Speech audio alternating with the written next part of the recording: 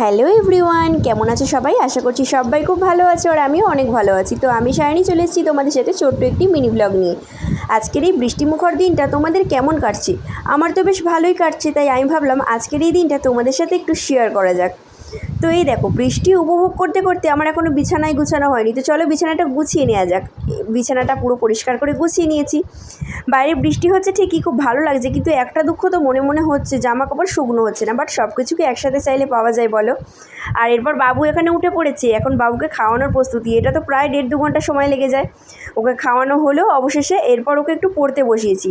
তো প্রথম পড়াশোনায় বেশ এনার্জি ছিল বাবুর, আর এখন দেখতে পাচ্ছ কী দুষ্টমি যে করছে মাকে বিভ্রান্ত করার জন্য, মাথা প্রায় খারাপ হয়ে যাচ্ছে আমার।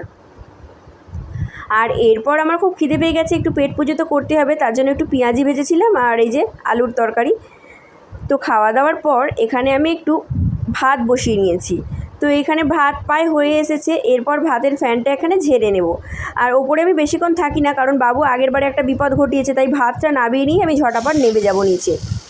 আর এরপর একটু বাবুর টিফিন করছি এখানে। ও একা খাবে না, আমিও খাবো। এটা ফার্স্ট টাইম বানাচ্ছি ডিম আর চাউমিনের চপ টাইপের। তো এই যে এখানে বানিয়েছি আর সস দিয়ে একটু সাজিয়ে নিয়েছি। এটা প্রচণ্ডই টেস্টি হয়েছিল। বাবু বলছিল মাম্মাম এটা খুব ভালো হয়েছে। তো দ্বিতীয় দিন আবার একবার বানাবো। আর এরপর দুপুরের খাবারে চলে এলাম। আজকে হয়েছে বৃষ্টির দিনে ভাত আর গরম গরম মাংসের ঝোল, ব্যাস আর কিছু লাগবে না এর সাথে, প্রায় খাবারটা জমে যাবে।